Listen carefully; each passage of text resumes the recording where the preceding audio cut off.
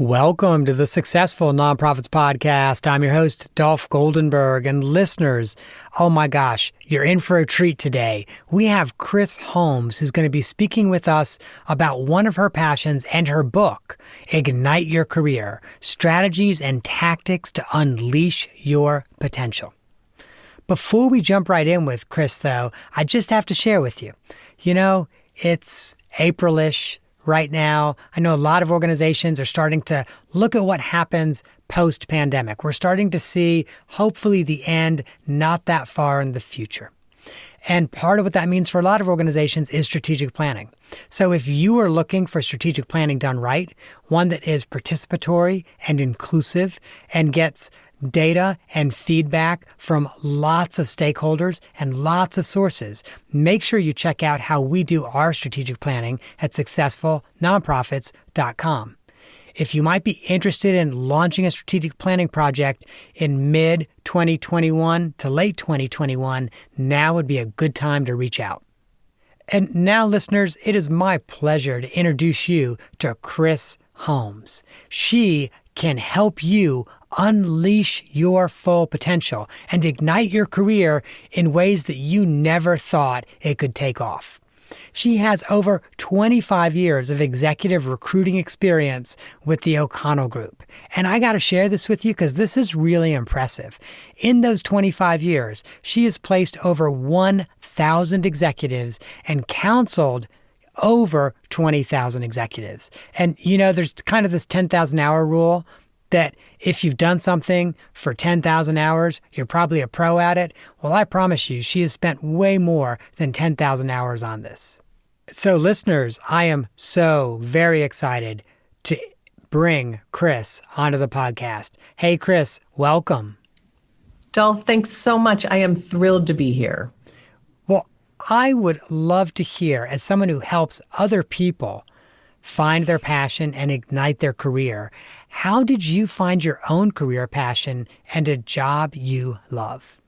Well, Dolph, I'll tell you, I kind of fell into it. I wasn't really sure what I wanted to do coming out of college. I fell into a career in retail, was really good in my first job, and didn't feel comfortable in my second one and went to human resources and told them, I'm not so sure I want to do this second rotation. And luckily they said, we have a position open here. And they shift me into human resources. And I loved that role.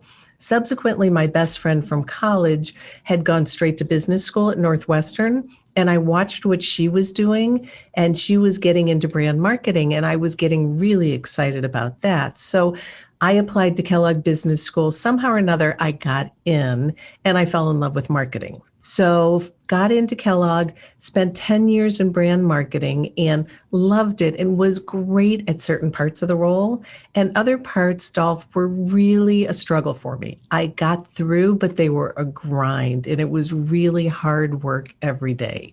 So fast forward 10 years, 4 companies, and my company got sold. I continued to interview for other marketing roles. And I also called my very favorite recruiter, a gentleman named Brian O'Connell, who'd become a dear friend and a mentor, and said, hey, we're in St. Louis. We don't want to move. We want to raise our kids here. Get me a job in St. Louis. And he threw out, come work for me. That really took me back, but I sat back and thought, what are my favorite parts of my role? And every single favorite part kept coming back to the people. And I talked to mentors who said, I think you'll be really good at it. Go try it for a year. And so I decided to do that. And Dolph, from day one, recruiting felt like breathing. It was easy, and I almost felt guilty because I was really good at it and I was able to make quite good money, but it didn't feel like it was working. It felt like it was fun and it was enjoyable and it was so satisfying because I was able to help people achieve their goals. I think you kind of hit the nail on the head there when you said it doesn't feel like working. Ultimately, I think that's what we're all kind of looking for out of our jobs. I agree. And I think when you find a role that aligns with your strengths, that's what happens. The other thing that I think was so strategic was your concept of, well, let me just go do this for a year and see if I like it. So many of us, I think, are afraid to take on a new role and think of it as, well, I'm going to try this role out for a year, see if it fits for me. And if it is, great. And if it's not, I can always go back to what I was doing. Well, in talking to mentors, that really gave me some confidence to try it because what they said to me, and I've learned subsequently, is if you go try it for a year, you'll build some skills that you can use in the future. And if it works out, great, you keep going. But if it doesn't work out, those skills will help you be more successful, even if you come back to where you were before. And so that gave me confidence to say, all right, let's go give this a try. No harm, no foul. Right on, Kris. And I've often said this, like when I'm coaching folks or even in my own life as I think about it, I kind of have always thought of myself as going from job to job or engagement to engagement. And oftentimes I'm presented with new challenges and I have to develop new skills. And I think of those as like these tools to go in my toolbox. And I carry that toolbox with me wherever I go. And the toolbox just gets bigger and bigger because I'm taking on new challenges. So, Dolph, have you read my book? Because that is literally chapter 2, where we're talking about learn, do, leverage. And that's what you're doing in the learning phase. Your goal is to fill your toolbox. And my philosophy is in that learning phase, you want to go to the best company you can or work for the smartest people who have been trained at top quality companies so you can fill that toolbox with really high quality tools. And that's how you build a great foundation. Part of the other key, I think, to working for the best company or organization that you can and working for the smartest people is it also raises the bar for what success looks like. So, at a mediocre organization, or if you're working for folks that don't have high standards, you can kind of call it in and still be thought of as successful. But if you're working for really smart people or a really great organization, you've got to take it to the next level or you're not really seen as successful. I agree completely. And if you learn best practices early on in your career, down the road, you can go to that company that doesn't have that expertise and you can be a big fish in a small pond and you can be the one who's like bringing that transformation to that organization and really building that expertise. Absolutely. And the cool thing is, even as you go to a different organization and you might be a big fish in a small pond, that really smart person or people you were working with or for are still your mentors. Absolutely. And I'm a huge believer. In my book, I have a whole chapter that talks about networking and how critical it is, and really networking for life and how important it is to build mentors throughout your career, both, reaching up, but also reaching down to other people and helping them along, and how rewarding and enriching it is if you do it appropriately. I am in full alignment with you about that it's both rewarding and enriching. And it's interesting, in my own professional life, I have, it would probably take me 2 hands to count the number of people that I think of as mentors in different areas who are probably 10 to 20 years ahead of me in their career, which in some cases means they're now retired, but, are 10 to 20 years ahead of me in their career. And these are people that are sort of all over the country, but if I find myself in New York for work, I'm likely to call one of them up and say, hey, I'm in town next week. Can we have coffee? And just the act of having coffee and being able to share with the person what I'm doing and get their feedback, I mean, honestly, it's coaching I couldn't pay for. Oh, I agree. And when I was writing the book, for me, being able to reach out to these folks who had been mentors of mine throughout my career and that I had networked with for the last 25 years was so powerful because I was able to get people like Bob Eckert, who I had worked with at Kraft and was my VP and president, and then became CEO of Mattel, to write a recommendation for my book, or a gentleman who had been head of the books and head of Kindle for Amazon, and Mike Barkley, who was CEO of Kind, and all these people who are so well known And yet it's because of networking and the relationships that they were willing to do that for me. So I am a huge believer. The other thing that networking has done personally for me is it's brought in so much business for me because of staying in touch, and they know about the O'Connell Group where I work and how I operate, and we've done work for them, that they recommend us time and time again and bring in new business. So it's beneficial, and it's also rewarding in that it just builds friendships across the country. Oh my gosh, absolutely. And I know in my own professional life, I have found networking to absolutely be a two-way street. I cannot tell you, though, how many times I have done someone a favor who's kind of tangential in my network. And the next thing I know, they're telling like three prospective clients about me. And I didn't do it so they would tell three prospective clients about me. It just sort of happens organically.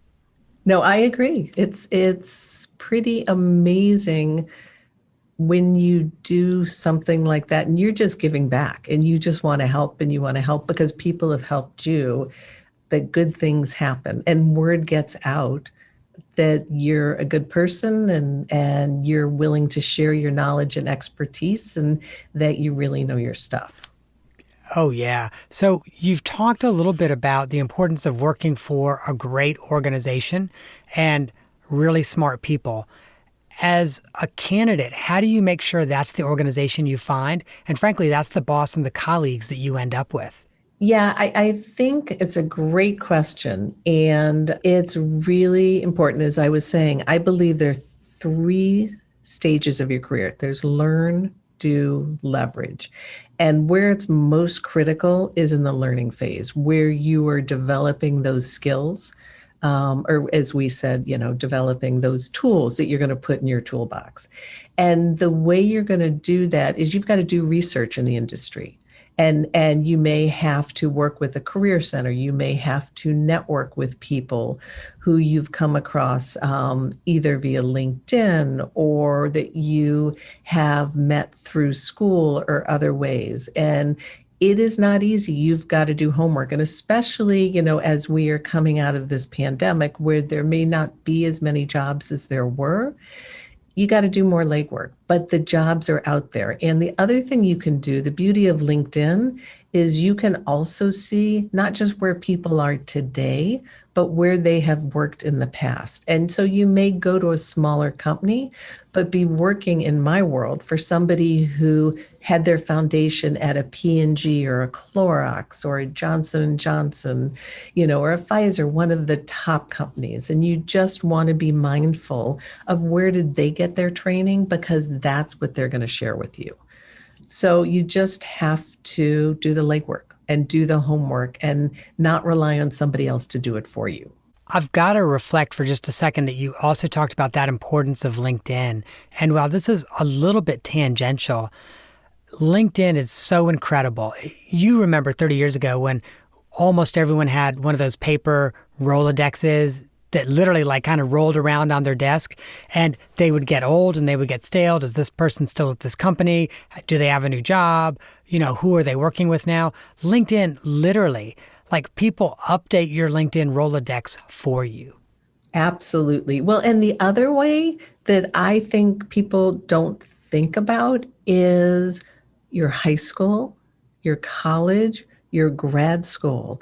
They are a gold mine in terms of resources. They have these alumni networks, and oftentimes they have them by location and they have them by industry, and they have emails and they have telephone numbers. So you want to make sure you also tap into those folks, because you have something in common with every single one of those folks, and they likely will be very open to hearing from you and helping you. So don't forget about them as well. Again, somewhat tangential, but one of the tricks that I've kind of used with my own alma mater, which is Georgia State University. There have been times that I said to the college at Georgia State that I graduated from, I know you're working on building your major donor base. I am happy to connect you with people that were at Georgia State at the same time I was, and let them know that I'm a donor and I would love to have them get a tour of the new building, or, come to this special lecture. And that reach out is just so important and so critical. for a lot of reasons, but A, I'm giving value back to my alma mater, and people that I went to school with are seeing that as well. Absolutely. I think that's a great thing. Well, and I'll tell you, I went to Tufts undergrad. I already mentioned that I went to Kellogg, but I went to Tufts and I had a student reach out to me a month or two ago via LinkedIn, and she sent me a message and it was really powerful. And she just said, I'm a fellow jumbo. I'm very interested in marketing, doing research. I love your background. I love that you were in marketing and shifted to recruiting in marketing. I'd love to hear your journey and love to get advice from you. Would you be willing to talk? And then she was really respectful. She's like, I'm confident you're crazy busy, so I understand if you don't have time to talk, but I would be so appreciative if you would. And Dolph, I'll tell you, I got back to her within 30 seconds saying, how could I not respond to you? This is a, very powerful message, and kudos to you for wonderful networking, and let's chat. So that is so cool. And I don't know why, but it makes me think I have to share with you one of the best experiences I've had as an alum at Georgia State. The college that I graduated from a few years ago wanted to do mock interviews for graduate students and undergrad seniors who were just about to graduate. And so they had some of us who are alum who've, done reasonably well. And they asked us, who have hired people over the course of our career. And they've essentially asked us to sit down and do a mock interview for, a morning with 3 or 4 people. Oh my gosh. First of all, I was blown away. These are such smart, intelligent, articulate, young people with such bright futures. So good for my alma mater, because it was a great way to cultivate me and really be impressed at the school I graduated from. But also, what a meaningful way to actually contribute. Absolutely. I think that's great. And then I don't know if those students you talked to got to you, messaged you afterwards. But, as I've done a lot of sessions and seminars and training since I launched my book, the kids that I'm most impressed with are the ones who then link into me and message me and thank me, and then ask if they can stay in touch with me and keep me apprised of their career journey. And those are the ones who got what I was saying and followed through and are going to be very successful. Right on. Now, as we're talking about mock interviews, let's talk about real interviews. What are some things that people can do to prep for the interview so they have a really strong interview? Yeah. So the first thing I will tell you is, if you're lucky enough to get an interview, not doing your homework is like going to Harvard and leaving before you take your last final. So not getting your degree because you don't take that last final. It's really foolish. So I am a huge believer in doing a lot of homework and a lot of prep before you have your interview. And I just read something that one of our candidates wrote about, that before every interview, he does 10 hours of work. Now, I think that's a little bit excessive because much of that work can be taken across them. But this is my philosophy. You want to do homework on yourself and your company. And the homework on yourself is your experience. You want to be able to articulate who you are and how you make a difference. If somebody says to you, what are your strengths? What are your accomplishments, Dolph? And you rattle those off, and I ask them 10 minutes later, what are your strengths? They won't remember them. It'll go in one ear and out the other. But if you can say, my top 2 strengths are A and B, and let me give you an example of how they have allowed me to deliver success, and you tell quick stories that visualize the success, there's some chemical reaction that allows people to both remember it and believe it. So what I tell my candidates to do is to come up with strengths and write a strength at the top of each index card. And then think of an example of where that strength allowed you to achieve your goal, and write it out in what I call the STAR example. So it's situation, it's like what's going on, thinking, which can be the analysis, the market research, the trend, what the sales guy told you. The way to think about thinking is, it's that light bulb or the aha that goes off that takes you to the action and then the result. And these stories should be 1 to 2 minutes in length. And I'll give you a really quick, tight example that I used to share. So, example, when I was a craft way back when, introducing a new product to the market, we had to get it out very fast because a competitor was coming to market. And in the meetings, we had an R&D guy who was throwing up obstacles all over the place and really getting in the way of our success. And so the thinking I did was trying to figure out what was behind his obstacles. I couldn't figure out why he didn't want us to be successful and why he wasn't on board. So I talked to a couple people who had worked with him in the past, and they shared with me that he was really so over what he called brand babies, people like me, coming in telling him what to do without acknowledging his 30 years of experience. And so from that, the light bulb that went off is I needed to get to him and really build a relationship and ask for his help and acknowledge his experience. So I called him and said, will you meet me for coffee? And I sat down with him and I said, look, I can't do this without you. You've been doing this for a long time. Can you help me figure out roadblocks? Help me figure out how to do this. You're the one in the know. Can you help us navigate this? And we sat down for 2 hours and talk through everything. And the result was he went from being my adversary to my biggest advocate my entire time at Kraft. And from this example, Dolph, what they're going to remember is they may not remember Kris is great at influencing, but they're going to remember Kris is the one who won over that guy. Anyway, so that's what I tell everybody to do. So I tell them to write out all the examples and then to talk them out loud so that they know exactly what they want to say. So they've got to become the expert in explaining their strengths. Then they do the exact same thing with their achievements, because if they don't know themselves inside and out and can't articulate who they are and how they make a difference, they're never going to be able to share that and to sell themselves to the client. Yeah, that's the first thing. Then the other thing they've got to do is they have got to do homework on the client. They've got to go to their website. They've got to do research on the competitors. They've got to be able to demonstrate they're sincerely interested in the client, in the company, and in the job. Because if they don't, it could cost them the job. So, Kris, there's one pro tip I want to share, and a lot of our listeners probably already know this, but when you're doing your research on a prospective nonprofit employer, every nonprofit's tax form is public information. And so that's the IRS Form 990. It's available at ProPublica. It's available at GuideStar for free.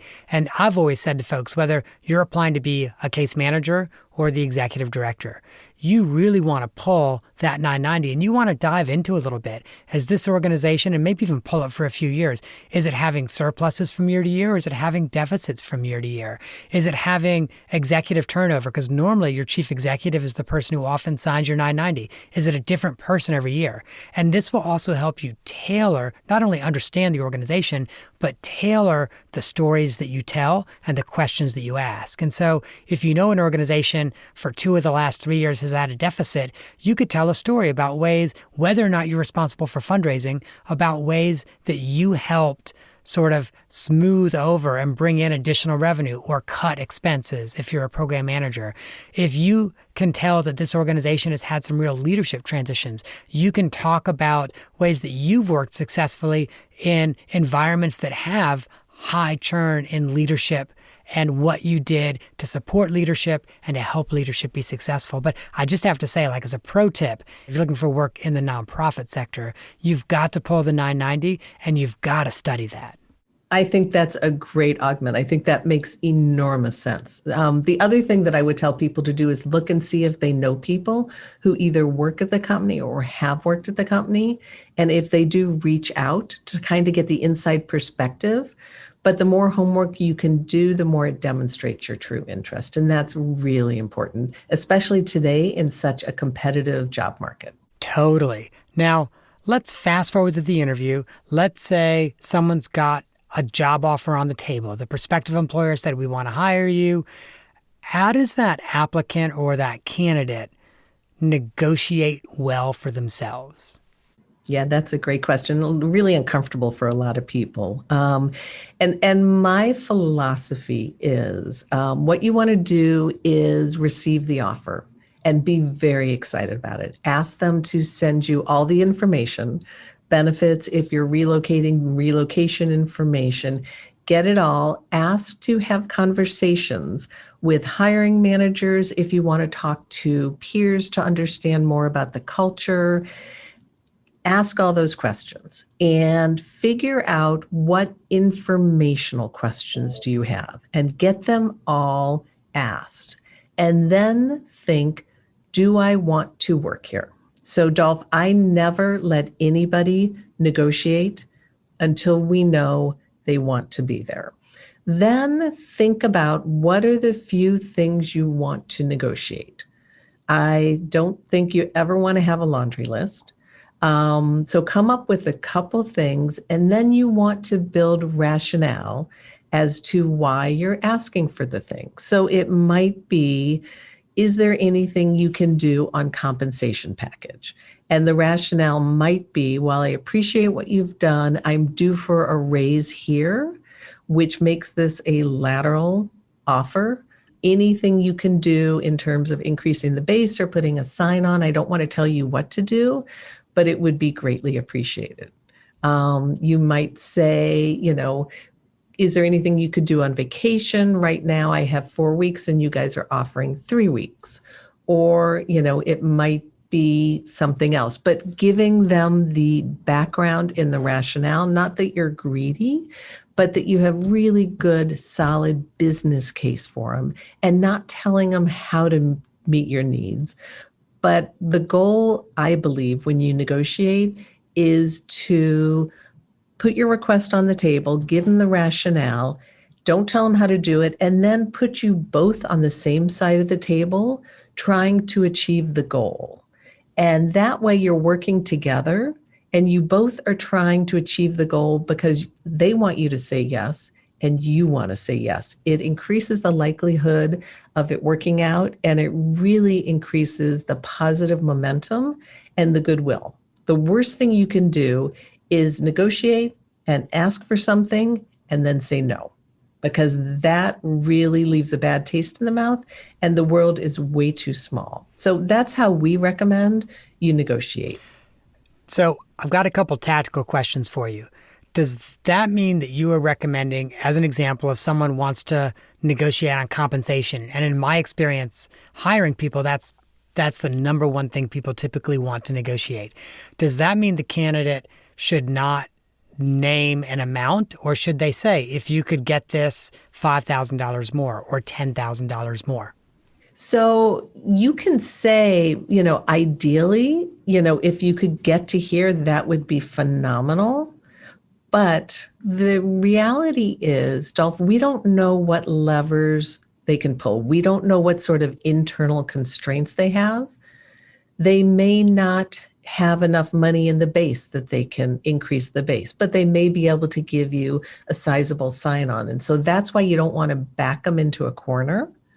But you do want to, you can say, ideally, if you could get to here, that would be best. But if you can't, I would appreciate a sign-on or something else. So you can do it, but you also want to give them some flexibility. I like that approach a lot. And I just want to share with you one of the other ways that I've seen prospective employees negotiate well for themselves is they talk about what they're going to be leaving on the table. And so a few years ago, I was a part of a group that was helping to bring in a high-level person at a nonprofit. And the candidate had essentially said, I'm vesting in the retirement plan next year, and that means I'm leaving all of the employer match on the table because I'm not vested yet. I need a signing bonus equivalent to that. And, we heard that and that seemed really fair.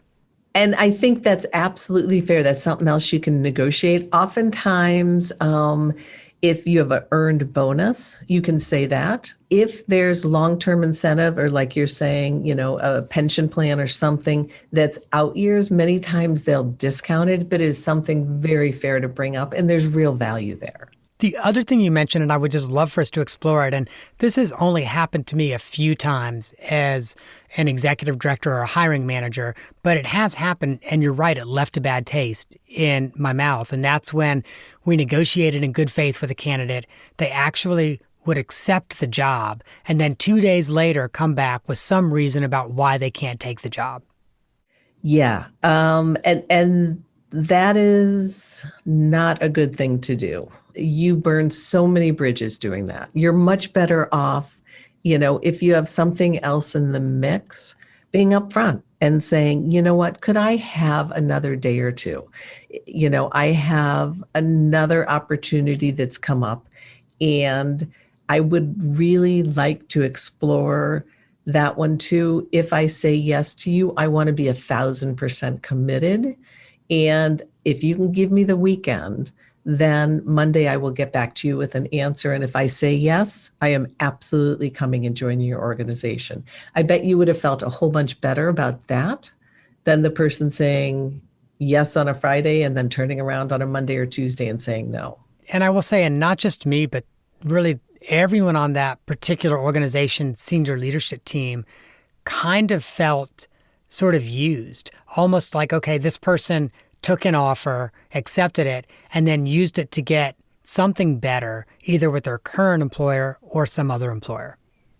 Absolutely. And Dolph, I will also, I think that's a great point. I am not a believer in counteroffers with your current company. I have truly never seen them work. If somebody wants more money from their current company or a promotion, I'm a big believer in putting a business case together with your current company and saying, I would like to talk about getting a raise or talk about when I'm going to be promoted. And here's the rationale. Let me walk you through it. And let's talk about when this might happen. And if they might say, you know what, you've put a great presentation, a business case, and within 3 months we'll make this happen. Or they might say, you know what, we're not in the same place and this isn't going to happen for you here. And you'll know it. But when we have seen people accept counteroffers, Dolph, like this person might have done, it never works out, because typically the reason they were looking to begin with hasn't gone away. They might have gotten a little bit more money and they're sticking around their company, but I don't know anybody who looks at their paycheck every day and says, this is the reason I'm here. This is the reason I'm happy at my company. That extra little bit of money, it goes away really fast in terms of happiness. It's what you do day in and day out. And so I always tell people when they go and resign, if companies start making noise about making a counteroffer, to stop them and just to say, hey, I respect you far too much. And I don't want you to waste your time putting together a counteroffer. This is the right move for me professionally and personally. And I want to stay on really good terms with you. So please do not put any effort into a counteroffer. Let's just stay in touch for the long term. Amen. And I have to share with you, as a chief executive, my take on this has always been, if you've reached the point that you are ready to resign, you've already emotionally left this job. So, as you kind of said, even if I came up with more money, chances are in 6 months' time or 8 months' time, you're going to leave. Now, one of the things that I have on occasion done as an executive director is I will say to the person, can we give you a bonus as you leave, so that instead of giving us a month's notice, you give us 2 months' notice, so we can hire the person who's going to replace you, and then you can train that person. And I've actually seen that work effectively a couple times when their future employer is willing to wait that long. And that's a different story. And especially if the future employer's willing to say, okay, that we can wait because the incumbent's still here or whatever. And I could see that being a win-win. Yeah, absolutely. Well, Kris, I want to make sure we get to the off the map question. We're having a great conversation, and I know our listeners would love to continue to get negotiation tips and interview tips from you today. But the off the map question today, I understand that you are named after a very famous person, and I'm hoping you can tell us a little bit about that. Yeah, well, it's it's a very interesting story. So my understanding is I was originally going to be named Jane. And 2 weeks before, if I was a girl, I was born, my parents' cousin had a daughter and named her Jane. And that really irritated them. And so they didn't know what to do. And it was around the time that Miracle on 34th Street came out. And they really liked that movie. And they liked the main character, Kris Kringle. And they decided, okay, boy or girl, we're going to name this kid Kris. And so that's how nice Jewish girl got named after Santa Claus. So a couple things. First of all, Miracle on 34th Street is one of my favorite movies, and I'm also not really Christian. Second, I just have to ask, do you ever fill out the birth date section of any form and say, as old as my tongue and a little bit younger than my teeth? No, I do not. And listeners, in case you don't know, Kris Kringle in the movie Miracle on 34th Street actually filled out an employment application, and that's what he put down for his birth date. Old as my tongue, a little bit older than my teeth. Next time I watch the movie, I'm gonna watch for that. If you recall the point that and clearly, and by the way, listeners, we've not already talked about this, so I'm clearly about to nerd out here. If you recall the point that Miss Walker asked for Kris Kringle's employment card, and she pulls the employment card, and the camera zooms on the employment card, and like the next of kin have reindeer names. It is a great employment card. It's a great movie. Even the remake is pretty darn cute. Mm-hmm. Now, I'll also share with you, until this year, I typically was on the road about 100 to 125,000 miles a year. And so always last couple weeks of the year, I was on a plane, often my last plane ride home before being off for winter break. And that's always what I pull up on my laptop. Normally I would work and I'd be like, all right, I'm going to watch Miracle on 34th Street on my way home tonight. Kris, thank you so much for joining us today. And listeners, I want to make sure that you know how to reach out to Kris. First of all, her website is igniteyourcareerbook.com. At that website, you can not only get a link to purchase her book at Amazon, but you can also find out more about help you can get on your own career journey. Think about coaching, resumes, interview prep, negotiation coaching. If those are any of the things that you think you might benefit from, make sure you check out igniteyourcareerbook.com. And it's a special offer just for our listeners. She is offering 10% off the services at her site with a coupon code Successful Nonprofit 10. That's Successful Nonprofit 10.